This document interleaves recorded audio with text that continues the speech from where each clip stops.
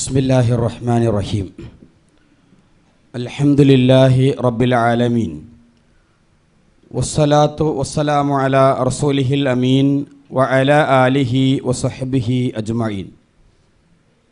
സ്നേഹാദരണീയരായ സഹോദരങ്ങളെ, സഹോദരിമാരെ, അള്ളാഹുവിൻ്റെ രക്ഷയും സമാധാനവും നമ്മിലേവരിലും വർഷിക്കുമാറാകട്ടെ. പ്രവാചകൻ സല്ലല്ലാഹു അലൈഹി വസല്ലമ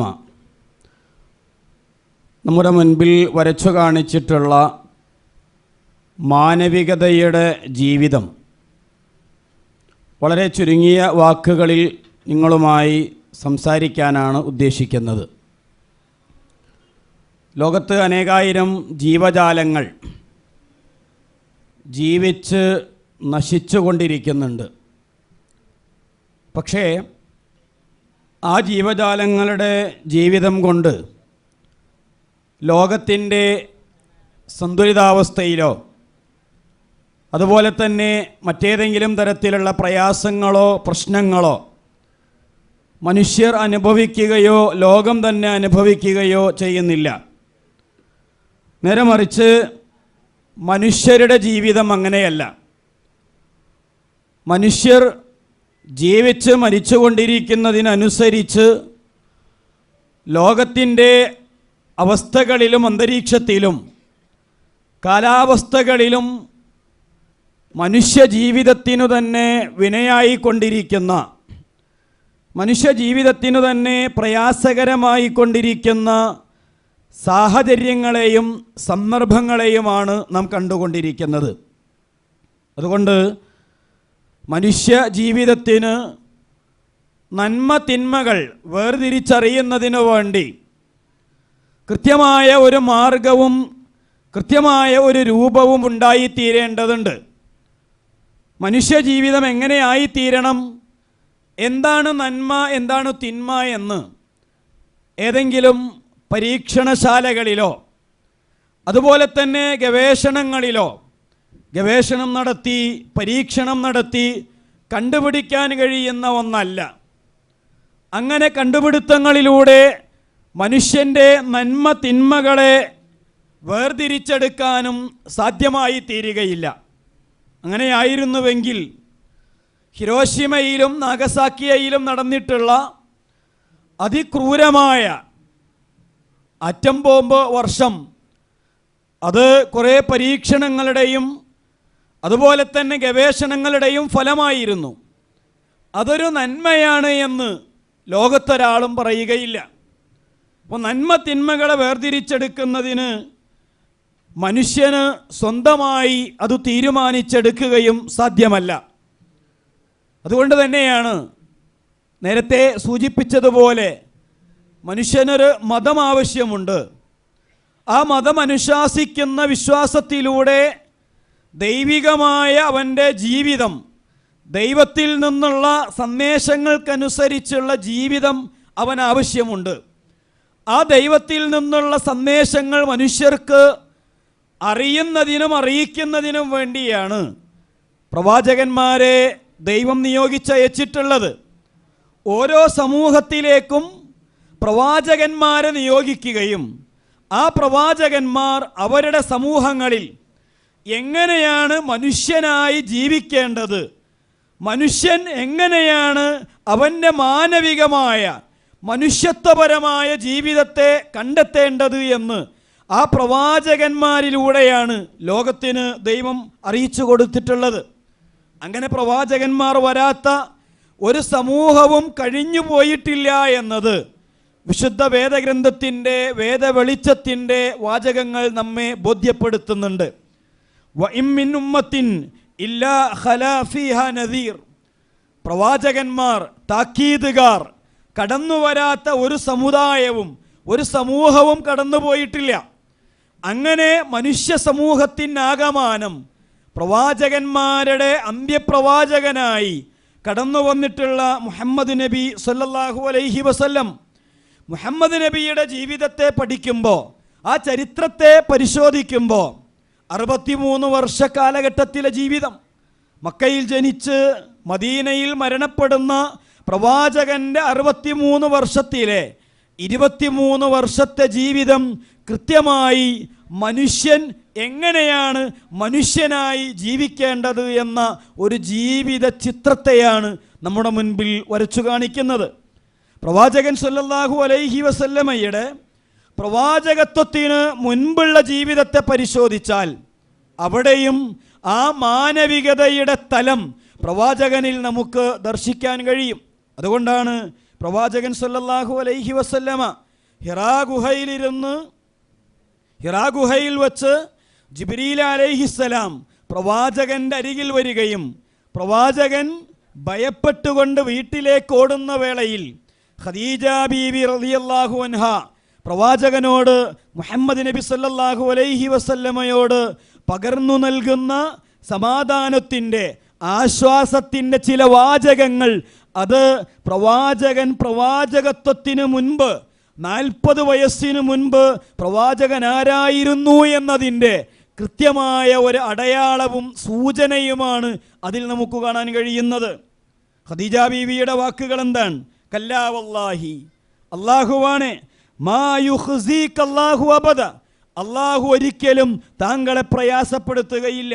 ഇന്നക ലതസിലുർ റഹിം, താങ്കൾ കുടുംബബന്ധം ചേർക്കുന്നവനാണ്. വതഹ്മിലുൽ കല്ല്, താങ്കൾ ഭാരം വഹിക്കുന്നവനാണ്. വതക്സിബുൽ മഅദൂം, പ്രയാസങ്ങൾ അനുഭവിക്കുന്നവരുടെ, ബുദ്ധിമുട്ടുകൾ അനുഭവിക്കുന്നവരുടെ, പ്രതിസന്ധികൾ അനുഭവിക്കുന്നവരുടെ പ്രതിസന്ധികളെയും ബുദ്ധിമുട്ടുകളെയും പ്രയാസങ്ങളെയും ഏറ്റെടുക്കുന്നവനാണ് താങ്കൾ. താങ്കൾ അതിഥികളെ ആദരിക്കുന്നവനാണ്. അതുപോലെ തന്നെ കാലവിപത്തുകൾ അനുഭവിക്കുന്നവർക്ക് ആശ്വാസം നൽകി സഹായം നൽകിക്കൊണ്ടിരിക്കുന്നവനാണ് താങ്കൾ. പ്രവാചകന്റെ ജീവിതത്തെ, പ്രവാചകനായി തീരുന്നതിനു മുൻപ് ആരായിരുന്നു എന്നതിൻ്റെ കൃത്യമായ ഒരു ജീവിത ചിത്രത്തെയാണ് ഖദീജ ബീവിയുടെ ആ വാക്കുകളിൽ നിന്ന് നമുക്ക് വായിച്ചെടുക്കാൻ കഴിയുന്നത്. ലോകചരിത്രം പരിശോധിച്ചാൽ പ്രവാചകനോളം ഒരു സമൂഹത്തെ വളർത്തിയെടുക്കുകയും ആ സമൂഹത്തെ പ്രായോഗികമായ ഒരു ജീവിതത്തിലേക്ക് കൊണ്ടുവരികയും അങ്ങനെ ഒരു ജീവിതം മുഴുവൻ പ്രയോഗവൽക്കരിച്ചുകൊണ്ട് താൻ കൊണ്ടുവന്ന ആശയത്തെ ആ സമൂഹത്തിൽ പ്രതിഫലിപ്പിക്കുകയും അത് സമൂഹം സ്വീകരിക്കുകയും അത് കണ്ടുകൊണ്ട് മരിക്കാൻ സാധിക്കുകയും ചെയ്യുക എന്നത് മൈക്കിൾ എച്ച് ഹാർട്ട് തൻ്റെ 100 പേരെ തെരഞ്ഞെടുത്തതിൽ, 100 പ്രഗത്ഭരായ ആളുകളെ തെരഞ്ഞെടുത്തതിൽ 1-ാം സ്ഥാനം നൽകിയ, ക്രിസ്ത്യാനിയായിരുന്നിട്ടുകൂടി 1-ാം സ്ഥാനം നൽകിയതിന്, മുഹമ്മദ് നബിക്ക് നൽകിയതിന് അദ്ദേഹം പറഞ്ഞ വർത്തമാനം അങ്ങനെയാണ്: ഒരു ആശയം കൊണ്ടുവരിക, ഒരു ആദർശം കൊണ്ടുവരിക, എന്നിട്ട് ആ ആദർശത്തിൽ ജീവിക്കുക, ആ ആദർശം പഠിപ്പിച്ചു കൊടുക്കുക, ആ ആദർശം അനുസരിച്ച് ജീവിക്കുന്ന, പ്രയോഗവൽക്കരിക്കുന്ന 10,000-ങ്ങളെ കണ്ട് മരിക്കാൻ സാധ്യമായി തീരുക. അതായിരുന്നു റസൂലിൻ്റെ ജീവിതം. റസൂലിൻ്റെ ജീവിതത്തിൻ്റെ ഓരോ ഘട്ടങ്ങളെയും നമ്മൾ പരിശോധിച്ചാൽ പ്രവാചകൻ അങ്ങനെയായിരുന്നു എന്ന് നമുക്ക് മനസ്സിലാക്കാൻ കഴിയും. വിശുദ്ധ ഖുർആൻ അതുകൊണ്ട് തന്നെ നമുക്ക് പറഞ്ഞു തന്നു, ലഖദ് കാന ലക്കും ഫീ റസൂലില്ലാഹി ഉസ്വത്തുൻ ഹസന. പ്രവാചകന്റെ ജീവിതത്തിൽ നിങ്ങൾക്ക് കൃത്യമായ ഒരു മാതൃകയുണ്ട്, ഒരു ഉസ്വയുണ്ട്. എന്താണ് പ്രവാചകന്റെ ജീവിതം? പ്രവാചകൻ ഒരു നല്ല ഭർത്താവായിരുന്നു, പ്രവാചകൻ ഒരു നല്ല പിതാവായിരുന്നു, പ്രവാചകൻ സല്ലല്ലാഹു അലൈഹി വസല്ലമ ഒരു നല്ല മകനായിരുന്നു, പ്രവാചകൻ ഒരു കുടുംബനാഥനായിരുന്നു, പ്രവാചകൻ ഒരു രാഷ്ട്രത്തിൻ്റെ നേതാവായിരുന്നു, പ്രവാചകൻ ഒരു ലീഡറായിരുന്നു, പ്രവാചകൻ തൻ്റെ അനുയായികളെ ആദരിച്ച, ബഹുമാനിച്ച, സ്വീകരിച്ച, കേട്ട ഒരു നേതാവായിരുന്നു, പ്രവാചകൻ നല്ല ഒരു അയൽവാസിയായിരുന്നു. അങ്ങനെ പ്രവാചകൻ സല്ലല്ലാഹു അലൈഹി വസല്ലമയെ ലഖദ് കാന ലക്കും ഫീ ഉസ്വത്തുൻ ഹസന, പ്രവാചകൻ സല്ലല്ലാഹു അലൈഹി വസല്ലമയിൽ, അള്ളാഹുവിൻ്റെ പ്രവാചകനിൽ നിങ്ങൾക്ക് കൃത്യമായ ഒരു മാതൃകയുണ്ട് എന്ന് പ്രവാചകന്റെ ജീവിതത്തെ നമുക്ക് മുന്നിൽ വരച്ചു കാണിക്കുകയുണ്ടായി. അതുകൊണ്ടാണ് ആ പ്രവാചകനിൽ നിന്ന് ആശയങ്ങൾ സ്വീകരിച്ച് അനേക ദേശങ്ങളിലേക്ക് പോകുന്ന പ്രവാചകന്റെ അനുയായികളെ കാണാൻ കഴിയും നമുക്ക്. മക്കയും മദീനയും സന്ദർശിച്ചാൽ പ്രവാചകന്റെ സഹാബികളുടെ ഖബറുകൾ മക്കയിലോ മദീനയിലോ വളരെ വിരലിൽ എണ്ണാവുന്ന ആളുകളേ ഉള്ളൂ. ബാക്കിയുള്ള സഹാബികൾ എവിടെ? ഹജ്ജത്തുൽ വിദായിൽ പ്രവാചകൻ പ്രഖ്യാപിക്കുന്നുണ്ട്, ഫൽയുബല്ലിഗി ഷാഹിദിൽ ഗായിബ്, ഇവിടെ ഹാജറുള്ളവൻ ഹാജറില്ലാത്തവർക്ക് എത്തിച്ചു കൊടുക്കട്ടെ. തൻ്റെ മൃഗത്തെ, തൻ്റെ ഒട്ടകത്തെ, തൻ്റെ കുതിരകളെ എവിടേക്കാണോ തിരിച്ചു വച്ചിരുന്നത് അവിടേക്ക് തങ്ങളുടെ വാഹനങ്ങൾ ഓടിച്ചുപോയി എന്നതാണ് ചരിത്രത്തിൽ നമുക്ക് കാണാൻ കഴിയുന്നത്. സ്വഹാബികൾ അങ്ങനെ സഞ്ചരിച്ചു. പോയ വഴികളിലൊക്കെ ഇസ്ലാമിൻ്റെ ചിത്രത്തെ, ഇസ്ലാമിൻ്റെ മാനവികതയെ, ഇസ്ലാമിൻ്റെ മനുഷ്യത്വത്തെ, ഖുർആനിൻ്റെ മാനവികതയെ, പ്രവാചകൻ്റെ ആശയങ്ങളെ, പ്രവാചകൻ്റെ ആദർശങ്ങളെ, പ്രവാചക ജീവിതത്തെ ഓരോ നാടുകളിലേക്കും അവർ കൊണ്ടുപോയി. നമ്മുടെ നാടുകളിലേക്കെത്തി. നമ്മുടെ നാടിൻ്റെ ചരിത്രം നമുക്കറിയാം. ഡച്ചുകാർ കടന്നു വന്നിട്ടുണ്ട്, അവരുമായി പോരാട്ടങ്ങൾ ഉണ്ടായിട്ടുണ്ട്. ഫ്രഞ്ചുകാർ കടന്നു വന്നിട്ടുണ്ട്, അവരുമായി പോരാട്ടങ്ങൾ ഉണ്ടായിട്ടുണ്ട്. ബ്രിട്ടീഷുകാർ കടന്നു വന്നിട്ടുണ്ട്, അവരുമായി പോരാട്ടങ്ങൾ ഉണ്ടായിട്ടുണ്ട്. പോരാട്ടങ്ങളുടെ ചരിത്രങ്ങൾ പരിശോധിച്ചാൽ ഇങ്ങനെ നമ്മുടെ നാടിൻ്റെ ചരിത്രത്തിൽ ഇത്തരത്തിലുള്ള കുറേ പോരാട്ടങ്ങളുടെ ചരിത്രങ്ങൾ കാണാൻ കഴിയും. എന്നാൽ അറബികൾ കടന്നു വന്നിട്ടുണ്ട്. അറബികളുമായി ഏതെങ്കിലും തരത്തിലുള്ള ഒരു പോരാട്ടങ്ങളുടെ ചരിത്രം, ഒരു വിപ്ലവത്തിൻ്റെ ചരിത്രം ഇന്ത്യയിൽ നമുക്ക് കാണാൻ കഴിയുന്നില്ല. അറബികളെ സ്വീകരിച്ച, അറബികൾക്കെല്ലാം നൽകിയ, അറബികൾക്ക് താമസിക്കാൻ ഇടം നൽകിയ, പരസ്പരം പങ്കുവച്ചുകൊണ്ട് കച്ചവട ബന്ധത്തിലേർപ്പെട്ട, അവർ കൊണ്ടുവന്നത് ഇവിടെയും ഇവിടെ നിന്ന് കൊണ്ടുപോകുന്നത് അവിടെയും വിപണനം നടത്താൻ കഴിയുന്ന തരത്തിലുള്ള ഒരു കച്ചവടവും അതുപോലെ തന്നെ ഒരു ബന്ധവുമായിരുന്നു അറബികളുമായി നമ്മുടെ രാജ്യത്തിനുണ്ടായിരുന്നത്. അത് നമ്മുടെ രാജ്യത്തിൻ്റെ ചരിത്രമാണ്, അറബികളുടെ ചരിത്രമാണ്. അതുകൊണ്ട് തന്നെയും ഇസ്ലാം ഇവിടെ പ്രചരിക്കുകയും ആ ആശയങ്ങൾ ഇവിടെ മറ്റു ജനങ്ങളിലേക്ക്, മറ്റു സമൂഹങ്ങളിലേക്ക് ആ ആശയങ്ങളും ആദർശങ്ങളും പ്രചരിക്കുകയും ചെയ്തു എന്നത് നമുക്ക് കാണാൻ കഴിയുന്ന വസ്തുതയാണ്. നോക്കൂ നിങ്ങൾ, വിപ്ലവങ്ങൾ ഉണ്ടായിട്ടുണ്ട് ലോകത്ത്. ഓരോ വിപ്ലവങ്ങളുടെയും ചരിത്രങ്ങൾ പരിശോധിച്ചാൽ, ലോകത്ത് നടന്നിട്ടുള്ള പോരാട്ടങ്ങളിൽ കൊല്ലപ്പെട്ടവരുടെ കണക്കുകൾ പരിശോധിച്ചാൽ അതിഭീകരമായ കണക്കുകളാണ് അവയിലൊക്കെയും നമുക്ക് കാണാൻ കഴിയുന്നത്. ഫ്രഞ്ച് വിപ്ലവത്തിൽ 60 ലക്ഷം ആളുകളാണ് കൊല്ലപ്പെട്ടിട്ടുള്ളത്. അതുപോലെ തന്നെ റഷ്യൻ വിപ്ലവത്തിൽ 1 കോടി മനുഷ്യരെയാണ് കൊന്നുതള്ളിയിട്ടുള്ളത്. ഒന്നാമത്തെ ലോകമഹായുദ്ധത്തിൽ 73 ലക്ഷം ആളുകളെയാണ് കൊന്നൊടുക്കിയിട്ടുള്ളത്. രണ്ടാം ലോകമഹായുദ്ധത്തിൽ 850 മില്യൺ ആളുകളെയാണ് കൊന്നൊടുക്കിയിട്ടുള്ളത്. നാഗസാക്കിയയിൽ 2,26,000 ആളുകളെയാണ് കൊന്നൊടുക്കിയിട്ടുള്ളത്. ഇന്നും അവർ അനുഭവിക്കുന്ന ആ പ്രയാസങ്ങളുടെ, പ്രതിസന്ധികളുടെ, രോഗങ്ങളുടെ മറ്റൊക്കെ കാരണങ്ങൾ അന്ന് അവിടെ നടത്തിയിട്ടുള്ള ആ അറ്റോമിക് ബോംബ് വർഷമാണ്. അതുപോലെ തന്നെ നിലവിൽ നടന്നുകൊണ്ടിരിക്കുന്ന, ഫലസ്തീനിൽ നടന്നുകൊണ്ടിരിക്കുന്ന യുദ്ധങ്ങൾ, റഷ്യയിൽ നടന്നുകൊണ്ടിരിക്കുന്ന യുദ്ധങ്ങൾ. എന്നാൽ പ്രവാചകന്റെ കാലത്തെ അത്തരത്തിലുള്ള സംഘട്ടനങ്ങളെ, അല്ലെങ്കിൽ അങ്ങനെ പറയാൻ കഴിയുന്ന പ്രവാചകന്റെ മനുഷ്യമോചനത്തിന് വേണ്ടിയുള്ള പോരാട്ടങ്ങളെ, മനുഷ്യമോചനത്തിന് വേണ്ടിയുള്ള വിപ്ലവങ്ങളെ നമ്മൾ പരിശോധിച്ചു കഴിഞ്ഞാൽ പ്രവാചകൻ സ്വല്ലല്ലാഹു അലൈഹി വസല്ലമയുടെ കാലഘട്ടത്തിൽ ആകെ 23 വർഷം കൊണ്ട് 1014 ആളുകളാണ് അത്തരത്തിലുള്ള സംഘർഷങ്ങളിലൂടെ കൊല്ലപ്പെട്ടിട്ടുള്ളത്. പ്രവാചകന്റെ കാലത്ത് നടന്നിട്ടുള്ള മനുഷ്യാവകാശത്തിന് വേണ്ടിയുള്ള പോരാട്ടങ്ങൾ പ്രവാചകൻ്റേത് യുദ്ധങ്ങളായിരുന്നില്ല. മക്കയിൽ ജീവിക്കുന്ന പ്രവാചകനെ മക്കയിൽ ജീവിക്കാൻ അനുവദിക്കാതെ, ആരാധനാ സ്വാതന്ത്ര്യം നൽകാതെ ജീവിക്കാനും അതുപോലെ തന്നെ ആരാധനകൾ നടത്താനും തൊഴിലെടുക്കാനും അവർക്ക് അവകാശം നൽകാതിരുന്നപ്പോഴാണ് റസൂലുള്ളാഹി സ്വല്ലല്ലാഹു അലൈഹി വസല്ലമയും തൻ്റെ അനുചരന്മാരും അവിടെ ഒരു പോരാട്ടത്തിനോ, ഒരു വിപ്ലവത്തിനോ, ഒരു സംഘർഷഭൂമിക്കോ, ഒരു സംഘട്ടനത്തിനോ തൻ്റെ ആളുകളെ സംഘടിപ്പിക്കാതെ മക്കയിൽ നിന്ന് പ്രവാചകൻ മദീനയിലേക്ക് പലായനം ചെയ്യുകയായിരുന്നു.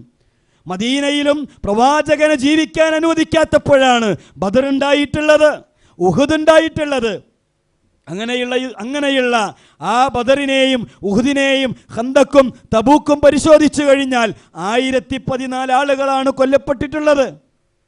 അതിൽ തന്നെയും 285 മുസ്ലിമുകളാണ്, 759 ശത്രുക്കളാണ്. 6564 അഭയാർത്ഥികളെ പിടിച്ചതിൽ 6347 ആളുകളെയും വിട്ടയക്കുകയാണ് ഉണ്ടായിട്ടുള്ളത്. 2 പേരെയാണ് അവരുടെ ക്രിമിനൽ ശിക്ഷ വിധിച്ചുകൊണ്ട് തൂക്കിലേക്ക് വധിക്കുകയുണ്ടായിട്ടുള്ളത്. അതുപോലെ തന്നെ ബാക്കി 265ഓളം ആളുകളെ കുറിച്ചുള്ള യാതൊരു വിവരങ്ങളുമില്ല. ഇത്രയുമാണ് പ്രവാചകന്റെ 23 വർഷത്തെ ജീവിത ചിത്രമെന്ന് പറയുന്നത്. ഈ പ്രവാചകനെയാണ് യുദ്ധത്തിൻ്റെയും അതുപോലെ തന്നെ വാളിൻ്റെയും ആളായി പ്രചരിപ്പിക്കുകയോ തെറ്റിദ്ധരിപ്പിക്കുകയോ ചെയ്യാൻ വേണ്ടി ലോകം വെമ്പൽ കൊണ്ടുകൊണ്ടിരിക്കുന്നത്. ഇവിടെ നമുക്കൊരു ബാധ്യതയുണ്ട്. മാനവികതയുടെ, മനുഷ്യത്വത്തിൻ്റെ, സമാധാനത്തിൻ്റെ സന്ദേശങ്ങൾ ജനങ്ങളിലേക്ക് പകർന്നു നൽകിയിട്ടുള്ള പ്രവാചകനെ, മനുഷ്യവിമോചകനായി കടന്നു വന്നിട്ടുള്ള പ്രവാചകൻ ആരായിരുന്നു എന്ന് സമൂഹത്തെ ബോധ്യപ്പെടുത്തേണ്ടത്, സമൂഹത്തെ അറിയിച്ചു കൊടുക്കേണ്ടത്, സമൂഹത്തിലേക്ക് ഈ സന്ദേശത്തെ പ്രചരിപ്പിച്ചു കൊടുക്കേണ്ട ബാധ്യതയുള്ളവരാണ് ഇന്നു ജീവിക്കുന്ന നമ്മൾ ഓരോരുത്തരും എന്ന് നമുക്ക് ബോധ്യമുണ്ടായിത്തീരേണ്ടതുണ്ട്. പ്രവാചകന്റെ ജീവിതത്തിൻ്റെ ഓരോ ഘട്ടങ്ങളെയും പരിശോധിച്ചാൽ പ്രവാചകന്റെ സേവകനായിരുന്ന അനസ് റളിയല്ലാഹു അൻഹുവിൻ്റെ വർത്തമാനങ്ങൾ നമുക്ക് കാണാൻ കഴിയും. പ്രവാചകന്റെ അനുയായികളുടെ വർത്തമാനങ്ങൾ കാണാൻ കഴിയും. അനാഥകളോട് പ്രവാചകൻ എങ്ങനെയായിരുന്നു പെരുമാറിയിരുന്നത് എന്ന് നമുക്ക് ചരിത്രത്തിൽ നിന്ന് വായിച്ചെടുക്കാൻ കഴിയും. സാർ ചക്രവർത്തിമാരുടെ വിപ്ലവങ്ങൾ കഴിഞ്ഞു പോയിട്ടുണ്ട്. മനുഷ്യന്മാരെ കാലിൽ പിടിച്ച് അവരുടെ തല നിലത്തടിച്ച് കൊലപ്പെടുത്തിയിട്ടുള്ള, വിപ്ലവങ്ങൾ നടത്തിയിട്ടുള്ള, അത്തരത്തിലുള്ള ക്രൂരമായ വിനോദങ്ങളിൽ ഏർപ്പെട്ടിരുന്ന ആളുകളുടെ ചരിത്രങ്ങളാണ്. അവയൊന്നും കാണാതെ, അവയൊന്നും വായിക്കാതെ, അവയൊന്നും മനുഷ്യരുടെ മുൻപിലേക്ക് പറഞ്ഞു കൊടുക്കാതെ, അറിയിച്ചു കൊടുക്കാതെ പ്രവാചകന്റെ ജീവിതത്തെ തെറ്റായി പഠിപ്പിക്കുകയും തെറ്റായി പ്രചരിപ്പിക്കുകയും ചെയ്യുന്ന നമുക്ക് നമ്മുടെ സമൂഹത്തെയും ലോകത്തെയും അതുപോലെ തന്നെ അത് എഴുതി വെക്കുന്ന ഗ്രന്ഥങ്ങളെയും കാണാൻ കഴിയുന്നത്. റുസ്തമിൻ്റെ കൊട്ടാരത്തിലേക്ക് പ്രവാചകൻ്റെ അനുയായി റിബഈ ഇബ്നു ആമിർ റളിയല്ലാഹു അൻഹു കടന്നു ചെല്ലുന്നുണ്ട്. എന്നിട്ട് പ്രവാചകൻ ഇങ്ങനെ പറഞ്ഞു കൊടുക്കുന്നുണ്ട്. അദ്ദേഹം ആരാണ് പ്രവാചകൻ? പ്രവാചകൻ സല്ലല്ലാഹു അലൈഹി വസല്ലമ ഞങ്ങളിലേക്ക് കടന്നു വരികയും മിൻ ഇബാദത്തിൽ ഇബാദ്, അടിമകളെ, മനുഷ്യരെ, ബിംബങ്ങളെ ആരാധിച്ചു കൊണ്ടിരുന്നവരിൽ നിന്ന് ഇലാ ഇബാദത്തി റബ്ബിൽ ഇബാദ്, മനുഷ്യരുടെ രക്ഷിതാവിനെ ആരാധിക്കുന്നതിലേക്ക് ഞങ്ങളെ നയിച്ച ഒരു പ്രവാചകൻ. വമിൻ ജൗരിൽ അദിയാൻ ഇലാ അദിലിൽ ഇസ്ലാം, മതങ്ങളുടെ അക്രമങ്ങളിൽ നിന്ന് ഇസ്ലാമിൻ്റെ നീതിയിലേക്ക് ഞങ്ങളെ കൊണ്ടുപോയ പ്രവാചകൻ. വമിൻ ലീക്കി ദുനിയ ഇലാ സഅത്തി ദുനിയ, ലോകത്തിൻ്റെ കുടുസതയിൽ നിന്ന് വിശാലതയിലേക്ക് ഞങ്ങളെ കൊണ്ടുപോയി ഞങ്ങളുടെ പ്രവാചകൻ എന്ന് റിബഈ ഇബ്നു ആമിർ റളിയല്ലാഹു അൻഹു പറഞ്ഞു കൊടുക്കുന്നുണ്ട്. സുമാമത്ത് ഇബ്നു അസാൽ റളിയല്ലാഹു അൻഹുവിൻ്റെ ഒരു ചരിത്രം കാണാൻ കഴിയും. സുമാമത്ത് ഇബ്നു അസാൽ എന്ന് പറയുന്നത് ഒരു ഗോത്രത്തിൻ്റെ വലിയ ഒരു നേതാവായിരുന്നു. അദ്ദേഹത്തിന് പ്രവാചകൻ കത്തെഴുതുന്നുണ്ട്, ഇസ്ലാമിലേക്ക് ക്ഷണിച്ചുകൊണ്ട്, ഇസ്ലാമിനെക്കുറിച്ച് അറിയിച്ചുകൊണ്ടുള്ള കത്തെഴുതുന്ന സമയത്ത് ആ കത്തുമായി ചെല്ലുന്നവരെ ക്രൂരമായി പീഡിപ്പിക്കുകയും മുസ്ലിമുകളെ, സ്വഹാബികളെ കൊല്ലുകയും ചെയ്യുന്നുണ്ട് സുമാമ. പിന്നീട് സുമാമയെ മദീനയുടെ അരികിലൂടെ യാത്ര ചെയ്യുന്ന വേളയിൽ പ്രവാചകൻ്റെ അനുയായികൾ സുമാമയെ പിടിച്ചു കൊണ്ടുവന്നു. പ്രവാചകൻ ആ സുമാമയെ ഒരു സ്ഥലത്ത് താമസിപ്പിച്ചു. രാവിലെ പ്രവാചകൻ സുമാമയുടെ അരികിൽ ചെല്ലും. സുമാമ, നീ എന്തു പറയുന്നു? സുമാമ പറയും, താങ്കൾക്ക് എന്നെ കൊല്ലണമെങ്കിൽ കൊല്ലാം, അതല്ല താങ്കൾ എന്നെ വിട്ടയക്കുകയാണെങ്കിൽ താങ്കൾക്ക് എത്ര ധനം വേണമെങ്കിലും ഞാൻ തരാം എന്ന് പറഞ്ഞ് സുമാമയുടെ അരികിൽ നിന്ന് പ്രവാചകൻ മടങ്ങിപ്പോകും. രാവിലെയും വൈകുന്നേരവും സുമാമക്ക് ഭക്ഷണം എത്തിച്ചു കൊടുക്കും. ഒട്ടകത്തെ എത്തിച്ച് ഒട്ടകത്തിൻ്റെ പാല് കറന്ന് സുമാമക്ക് കൊടുക്കും. ശത്രുവായിരുന്ന, സ്വഹാബികളെ കൊന്നിരുന്ന, പ്രവാചകനെ കൊല്ലാൻ വേണ്ടി ആഹ്വാനം ചെയ്ത, പ്രവാചകനെ കൊല്ലാൻ വേണ്ടി തന്ത്രം മെനഞ്ഞ് നടന്ന സുമാമയുടെ അരികിലേക്ക് വൈകുന്നേരം പ്രവാചകൻ കടന്നു വരും. പ്രവാചകൻ ചോദിക്കും, സുമാമ എന്തു പറയുന്നു? സുമാമ പറയും, താങ്കൾക്കെന്നെ കൊല്ലണമെങ്കിൽ കൊല്ലാം, എന്നെ വിട്ടയച്ചാൽ താങ്കൾക്ക് എത്ര ധനം വേണമെങ്കിലും, താങ്കളോട് കടപ്പെട്ടവനായി ഞാൻ താങ്കളോടൊപ്പം താങ്കൾക്ക് എന്ത് ധനം വേണമെങ്കിലും നൽകാം എന്ന് പറഞ്ഞ് സുമാമ പ്രവാചകനോട് മറുപടി പറയും. അവിടെ നിന്ന് പ്രവാചകൻ തിരിച്ചു പോകും. വീണ്ടും സുമാമയുടെ അരികിൽ വരുന്നു. വീണ്ടും വന്നേ പിറ്റേ ദിവസവും തിരിച്ചു പോകുന്നു. മൂന്നാമത്തെ ദിവസവും പ്രവാചകൻ സുമാമയുടെ അരികിൽ വരുമ്പോൾ അതേ ചോദ്യവും മറുപടിയും ആവർത്തിക്കുമ്പോൾ അവിടെ നിന്ന് സുമാമയെ പ്രവാചകൻ വിട്ടയക്കുകയാണ്. പ്രവാചകൻ്റെ അരികിൽ നിന്ന് സുമാമ അവിടെ നിന്ന് യാത്രയാവുകയാണ്.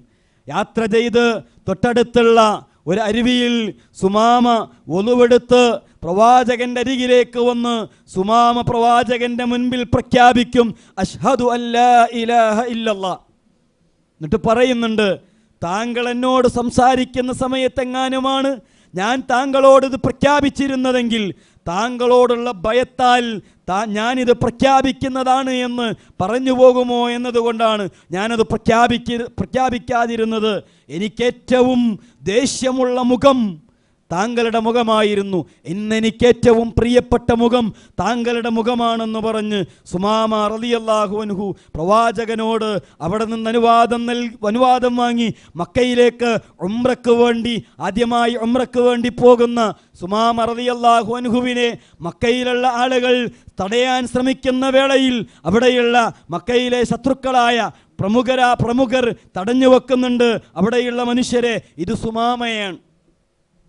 സുമാമയെ നിങ്ങൾ തടഞ്ഞാൽ ഈ സുമാമ നിങ്ങൾ യാത്ര ചെയ്യുന്ന വഴികളിൽ നിങ്ങൾക്ക് ഭക്ഷണം നൽകുന്ന, പ്രധാനപ്പെട്ട ഗോതമ്പ് നൽകുന്ന ഒരിടത്തിലാണ് അദ്ദേഹമുള്ളത്, നിങ്ങൾക്കത് ലഭ്യമാകാതെ വരും. സുമാമയെ അവിടെ നിന്ന് വിടും. സുമാമ തൻ്റെ നാട്ടിലേക്ക് പോകുന്നുണ്ട് റളിയല്ലാഹു അൻഹു. പിന്നീട് മക്കയിലേക്ക് ഗോതമ്പ് ധാന്യങ്ങൾ നൽകാതെ തടഞ്ഞു വെക്കുന്ന അവസ്ഥയുണ്ടാകുന്നുണ്ട്. മക്കയിൽ കടുത്ത ദാരിദ്ര്യം അനുഭവിക്കുന്ന വേളയിൽ മക്കയിലുണ്ടായിരുന്ന ആളുകൾ പ്രവാചകന് കത്തെഴുതുകയാണ്, ഞങ്ങൾ മക്കയിൽ ദാരിദ്ര്യം അനുഭവിക്കുകയാണ്, സുമാമ റളിയല്ലാഹു അൻഹു ഞങ്ങൾക്ക് ഗോതമ്പ് ധാന്യങ്ങൾ നൽകുന്നില്ല. പ്രവാചകൻ സുമാമ റളിയല്ലാഹു അൻഹുവിനോട് പറയുന്നുണ്ട്, താങ്കൾ അവർക്ക് ധാന്യങ്ങൾ നൽകണം, അത് തടയാൻ പാടില്ല എന്ന് പറഞ്ഞ് ധാന്യങ്ങൾ നൽകാൻ പ്രവാചകൻ ആഹ്വാനം ചെയ്യുന്ന അത്തരമൊരു തന്നെ നാട്ടിൽ നിന്ന് പുറത്താക്കിയിട്ടുള്ള, തന്നെയും തൻ്റെ അനുചരന്മാരെയും ക്രൂരമായി പീഡിപ്പിച്ചിട്ടുള്ള, അതുപോലെ തന്നെ കഅബക്കരികിൽ ചീഞ്ഞളിഞ്ഞ കുടൽമാല പ്രവാചകൻ്റെ കഴുത്തിൽ കൊണ്ടുവന്നിട്ട് അവിടെ നിന്ന് എഴുന്നേൽക്കാൻ കഴിയാതെ ക്രൂരമായി പ്രവാചകനെ പീഡിപ്പിച്ച ഖുറൈശികളായ ശത്രുക്കളായ മുശിരിക്കുകളായ ആളുകൾക്ക് ഭക്ഷണധാന്യങ്ങൾ നൽകാൻ വേണ്ടി ആഹ്വാനം ചെയ്ത ഒരു മാനവികതയുടെ പ്രവാചകനെയാണ് ചരിത്രത്തിൽ നമുക്ക് കാണാൻ കഴിയുന്നത്. പ്രവാചകൻ്റെ നിയോഗത്തെ ഖുർആൻ പഠിപ്പിക്കുന്നുണ്ട്. വല്ലദീ ബഅസ ഫിൽ ഉമ്മിയീന റസൂലൻ മിൻഹും യത്ലു അലൈഹിം ആയാതിഹി വയുസക്കീഹിം വയുഅല്ലിമുഹുൽ കിതാബ വൽ ഹിക്മ വയുസക്കീഹിം. പ്രവാചകൻ അവരെ സംസ്കരിക്കുകയായിരുന്നു. ഒരു സമൂഹത്തിൽ എങ്ങനെയാണ് മാനവികതയുണ്ടാവുക, മനുഷ്യത്വമുണ്ടാവുക? ആ സമൂഹത്തെ സംസ്കരിച്ചെടുക്കാതെ, ആ സമൂഹത്തിൽ സംസ്കാരം നടപ്പിലാക്കാതെ മാനവികതയുണ്ടാക്കാൻ സാധ്യമല്ല എന്നത് പ്രവാചകൻ്റെ ജീവിതത്തെക്കുറിച്ച് പഠിക്കുമ്പോൾ നമുക്ക് മനസ്സിലാക്കാൻ കഴിയും. വയുസക്കീഹിം, പ്രവാചകൻ തൻ്റെ അനുയായികളെ സംസ്കരിച്ചെടുക്കുകയും പ്രവാചകൻ തൻ്റെ അനുയായികളെ മാറ്റിയെടുക്കുകയും ചെയ്ത് മാനവികതയുടെ ആചാര്യന്മാരാക്കി മാറ്റിയെടുക്കുന്നത് പ്രവാചകൻ തസ്കിയത്തിലൂടെയായിരുന്നു എന്നുള്ളതാണ്. വയുഅല്ലിമുഹുൽ കിതാബ വൽ ഹിക്മ, വിജ്ഞാനം അവരിലേക്ക് പകർന്നുകൊടുത്ത് ആ പ്രവാചകൻ അവരിലേക്ക് മാറ്റങ്ങൾ പഠിപ്പിച്ചു കൊടുക്കുകയായിരുന്നു. പ്രവാചകൻ്റെ നിയോഗത്തെ സൂറത്തു അറാഫിൻ്റെ 157 വചനം പഠിപ്പിക്കുന്നുണ്ട്. ആ സമൂഹത്തിൽ പ്രവാചകൻ ചെയ്തതെന്തായിരുന്നു എന്നത്. വയളഉ അൻഹും ഇസ്റഹും വല്ലഗലാലല്ലതീ കാനത് അലൈഹിം, അവരുടെ മേലുണ്ടായിരുന്ന ഭാരങ്ങൾ ഇറക്കി വെക്കുകയും അവരുടെ മേലുണ്ടായിരുന്ന എല്ലാ കുടുക്കുകളെയും മാറ്റിക്കളയുകയും ചെയ്തിരുന്നു പ്രവാചകൻ. ആ സമൂഹത്തിൽ മൂത്രമൊഴിച്ചാൽ കുളിക്കണമെന്ന്, അതുപോലെ തന്നെ തൻ്റെ വസ്ത്രത്തിൽ അല്പം മൂത്രമായി കഴിഞ്ഞാൽ, ഈ ആയത്തിൻ്റെ വിശദീകരണങ്ങൾ ഇമാം ഖുർത്തുബി റഹ്മത്തുള്ളാഹി അലൈഹി വിശദീകരിക്കുന്നുണ്ട്. അവരുടെ ഭാരങ്ങൾ എത്രയായിരുന്നു? ഒരു വസ്ത്രത്തിൽ മൂത്രമായി കഴിഞ്ഞാൽ അത് മുറിച്ചു കളയണം, അത്ര വസ്ത്രത്തിൻ്റെ ഭാഗം. അതുപോലെ തന്നെ ഹൈലുള്ള സ്ത്രീകളെ യാതൊരു തരത്തിലും അവർ ഒരു സമൂഹത്തിൻ്റെ കൂടെയും അടുപ്പിക്കാൻ പാടില്ല പോലെയുള്ള കടുത്ത ഭാരങ്ങൾ, കുടുക്കുകൾ അവരുടെ ശരീരങ്ങൾക്കുമേലെ, അവരുടെ സമൂഹങ്ങൾക്കുമേലെ ഉണ്ടായിരുന്നു. ഈ ഭാരങ്ങളെ ഇറക്കി വച്ചു പ്രവാചകൻ. വൈവാഹിക രംഗത്ത്, അതുപോലെ തന്നെ മാതാപിതാക്കളോടുള്ള ബന്ധങ്ങളുടെ വിഷയത്തിൽ, പെൺമക്കളോടുള്ള സമീപനങ്ങളുടെ വിഷയത്തിൽ ഏതൊക്കെ തരത്തിലുള്ള ക്രൂരമായ നിയമങ്ങളാണോ അവിടെ ഉണ്ടായിരുന്നത്, അവയൊക്കെയും ആ ഭാരങ്ങളൊക്കെയും ഇറക്കി വച്ച് പ്രവാചകൻ ആ സമൂഹത്തെ സംസ്കരിക്കുകയും മാനവികതയുടെ, മനുഷ്യത്വത്തിൻ്റെ പാഠങ്ങൾ അവരിലേക്ക് പകർന്നു കൊടുക്കുകയും ചെയ്തു. അപ്പോഴാണ് അനസ് റളിയല്ലാഹു അൻഹു പറയുന്നത്, ഫഖദംതുഹു 10 സിനീൻ, പ്രവാചകന്റെ കൂടെ 10 വർഷം ഞാൻ സേവനം ചെയ്തിട്ടുണ്ട്. ഫമാ റബനി, എന്നെ അടിച്ചിട്ടില്ല. വലാ സബ്ബനി, എന്നെ പ്രവാചകൻ മോശമായൊരു വർത്തമാനവും പറഞ്ഞിട്ടില്ല. വലാ അബസ ഫീ വജ്ഹി, എൻ്റെ മുഖത്തേക്ക് ചുളിഞ്ഞുകൊണ്ടൊരു വർത്തമാനം പോലും പ്രവാചകൻ നോക്കുകയോ അങ്ങനെ പ്രകടിപ്പിക്കുകയോ പോലും ചെയ്തിട്ടില്ല എന്ന് റസൂലുള്ളാഹി സ്വല്ലല്ലാഹു അലൈഹി വസല്ലമിൻ്റെ അനുചരന്മാർ പ്രഖ്യാപിക്കുകയാണ്. അനാഥരെക്കുറിച്ച് പ്രവാചകൻ സ്വല്ലല്ലാഹു അലൈഹി വസല്ലമ പറയുന്നുണ്ട്, അതുഹിബ്ബു അൻ യലീന ഖൽബക്, നിന്റെ ഹൃദയം നിർമ്മലമാകാൻ നീ ആഗ്രഹിക്കുന്നുണ്ടോ? ഇർഹമിൽ യതീം, അനാഥകളോട് കരുണ കാണിക്കുക. വംസഹ് റഅസഹു, ആ അനാഥകളുടെ തലയെ നീ തടവുകയും ചെയ്യുക. വഅത്ഇംഹു മിൻ തആമിക്, നിന്റെ ഭക്ഷണത്തിൽ നിന്ന് അവർക്ക് ഭക്ഷണം നൽകുകയും ചെയ്യുക. എലിൻ ഖൽബക്, നിന്റെ ഹൃദയം നിർമ്മലമായി തീരും.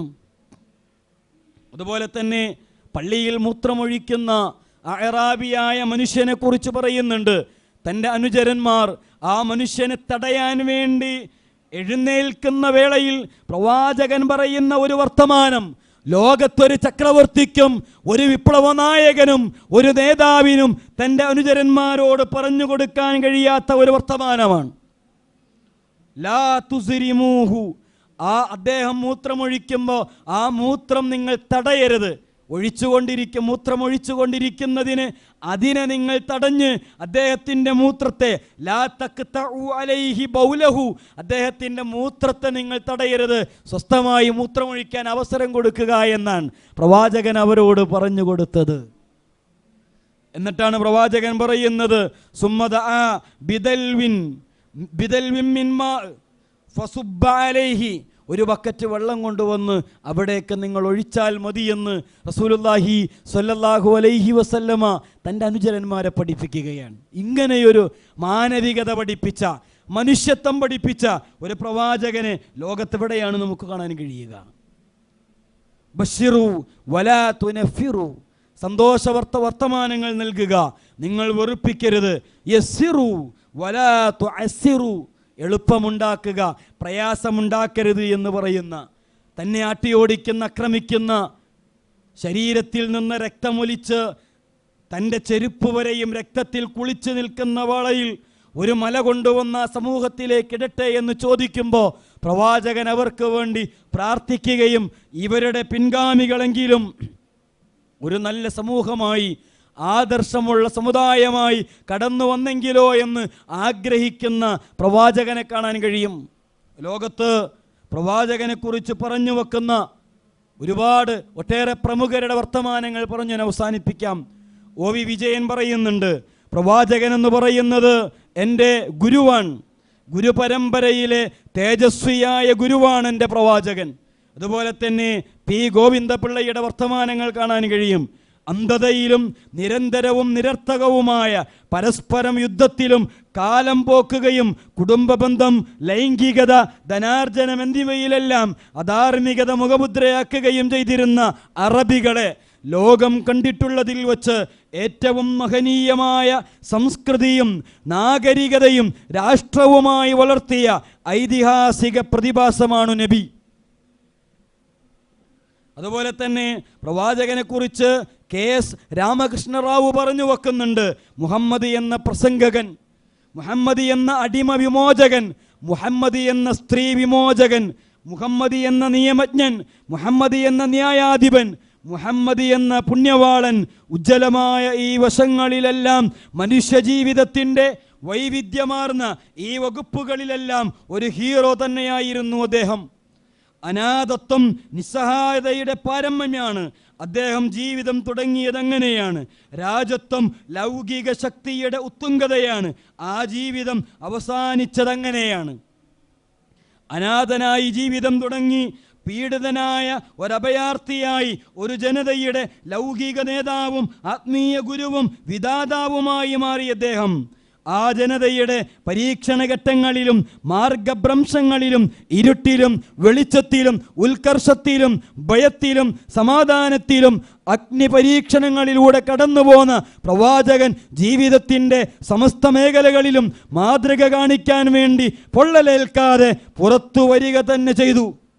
അദ്ദേഹത്തിൻ്റെ നേട്ടങ്ങൾ ജീവിതത്തിൻ്റെ ഒരു വശത്തു മാത്രം പരിമിതമല്ല, മനുഷ്യജീവിതത്തിൻ്റെ മുഴുവൻ അവസ്ഥാന്തരങ്ങളെയും അത് ചൂഴ്ന്നു നിൽക്കുന്നു.